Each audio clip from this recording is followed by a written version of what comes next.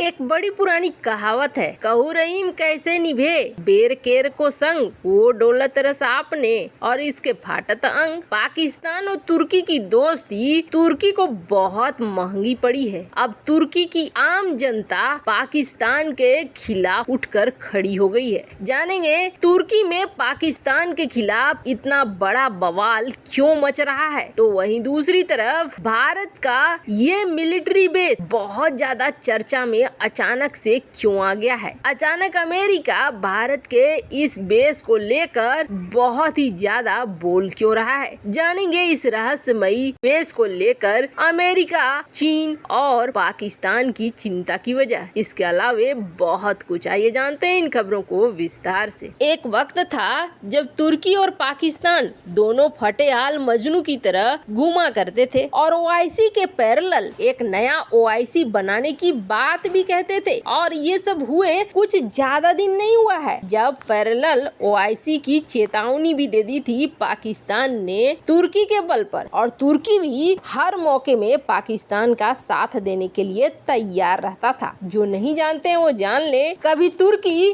भारत बहुत अच्छे दोस्त हुआ करते थे और यहाँ तक कि अर्दोगन का राज भी था, तब भी अर्दोगन भारत के बहुत अच्छे समर्थक माने जाते थे। फिर उनमें बदलाव आ गया और ये बदलाव बहुत ही कट्टरवाद की तरफ उन्हें लेकर चला गया। लेकिन अब तुर्की की आम जनता पाकिस्तान और पाकिस्तान के प्रति बहुत ज्यादा गुस्से में नजर आ रही है। कारण क्या है? कारण ये है कि सबसे पहले पाकिस्तानियों ने तुर्की में आतंक मचा कर रखा हुआ है। कुछ महीने पहले ही पूरे आम लोगों के सामने किसी पाकिस्तानी ने एक यंग तुर्की की लड़की और उसकी मदर को मार दिया। उसके बाद से ये देखा जाने लगा कि पाकिस्तानियों का पूरा गैंग सक्रिय हो गया है तुर्की के अंदर, जो मानव तस्करी, स्मगलिंग, किडनैपिंग ये सब तरह के काम करने लगे हैं। कई पाकिस्तानी गैंग के लोग तो बड़े बड़े बिजनेसमैन के बच्चों को उठा रहे हैं और उसके बदले में एक मोटी रैंसम मांग रहे हैं। कहते हैं कि इन्होंने तुर्की के अंदर अपना एक नेटवर्क बना लिया है, तुर्की से लेकर साउथ अफ्रीका तक का।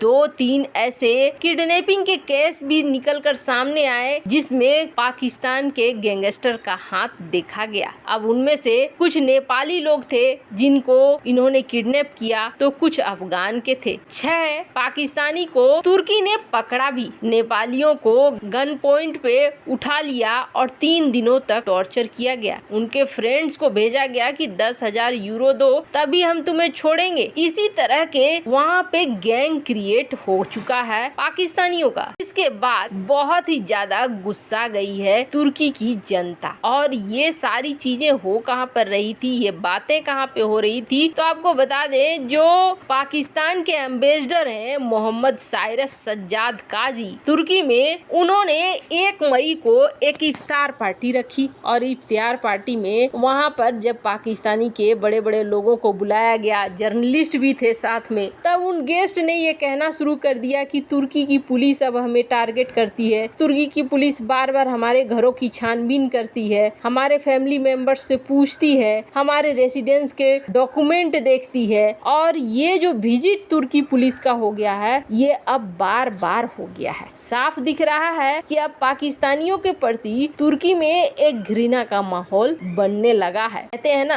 पूरब जाए या पश्चिम वही कर्म के लेख। अपने लक्षण को तो ये छोड़ने वाले हैं नहीं, चाहे दुनिया के किसी भी कोने में चले जाएं। वही चीज अब तुर्की के अंदर हो रही है और तुर्की ने बैन लगा दिया है पाकिस्तान के ऊपर कई तरह के। खैर, जहाँ एक तरफ ये सब कुछ हो रहा है तो वहीं दूसरी तरफ भारत का एक मिलिट्री बेस बहुत ज्यादा चर्चा में आ रहा है और इसे लेकर खास तौर पर अमेरिका बहुत ज्यादा उतावला दिख रहा है। दरअसल हुआ क्या कि एक सैटेलाइट इमेज 20 अप्रैल 2022 को दिखाई गई। इस सैटेलाइट इमेज में क्या दिख रहा है कि एक P-8I सबमरीन हंटिंग एयरक्राफ्ट है और एक नया बना हुआ रनवे है, बिल्कुल नए तरीके का रनवे है, करीब 10,000 फुट का रनवे है। देखने से ही लग रहा है कि इसे बहुत ही अच्छे तरीके से बनाया गया है और ये है भी तो 80 फीट लंबा और 200 फीट चौड़ा है। इसके अलावा यहाँ पर बहुत सारे रख रखाव की चीजें भी हैं। कुल मिलाकर इस बेस को आप देखेंगे तो ये बेस लग रहा है कि हाँ, कोई दमदार बेस है जिसका निर्माण किया जा रहा है। अब ये बेस है कहाँ पे? तो ये है इंडियन ओशियन में, मॉरिशस में आगालेगा आइलैंड में ये बनाया गया है। और यहाँ पर देखा जा रहा है कि भारत का पीएटाई, बहुत सारे फ्रेंच वॉरशिप ये यहाँ आसपास है। तो ये यहाँ क्यों पहुँचे हैं? तो सबसे बड़ी बात ये है कि कथित तौर पर भारत इस बेस को डेवलप कर रहा है इंडियन ओशियन में चीन को काउंटर करने के लिए। और यहाँ पर ये बेस देखने से ही लग रहा है कि हिंद महासागर में एक बेहद मजबूत स्थिति में है। इसे आपको बता दें, भारत सिर्फ इस इलाके में नहीं बल्कि इस इलाके के बहुत सारे देशों के साथ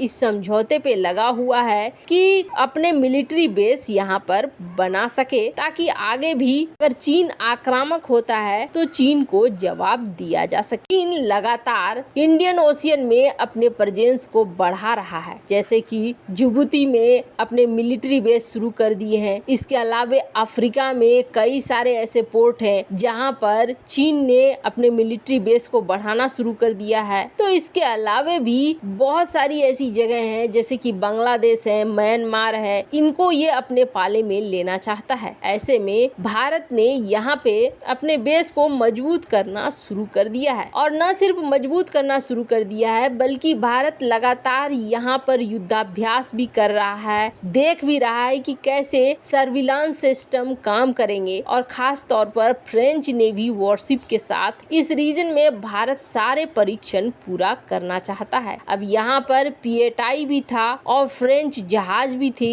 सर्विलांस मिशन पर ये तालमेल बिठा रहे हैं कि भविष्य में अगर इस बेस का इस्तेमाल करना हुआ तो ये बेस कैसे इस्तेमाल होगा। और वैसे आपको बता दें, सैटेलाइट की तस्वीरें अमेरिका के द्वारा ली गई है और तब से इस बात को लेकर चर्चा हो रही है। अमेरिका ने इस चीज को साफ किया है कि भारत इस तरीके से रनवे को विकसित कर रहा है और इस रनवे में भारत के पीएटाई विमानों को देखा गया। वैसे आप देखेंगे कई बार कई ऐसे बेस हैं जिसको लेकर भारत ने कभी आधिकारिक तौर पर खुलासा नहीं किया है, पर इस बेस को लेकर यही माना जा रहा है कि ये भारत का बेहतरीन मिलिट्री बेस है मॉरिशस में। वैसे आपको क्या लगता है? चीन के प्रति तैयार रहने में ही भलाई है। और तुर्की पाकिस्तान के मामले में आपकी क्या राय है? कमेंट कर जरूर बताएं। जल्द मिलते हैं अगले वीडियो में नई खबर के साथ।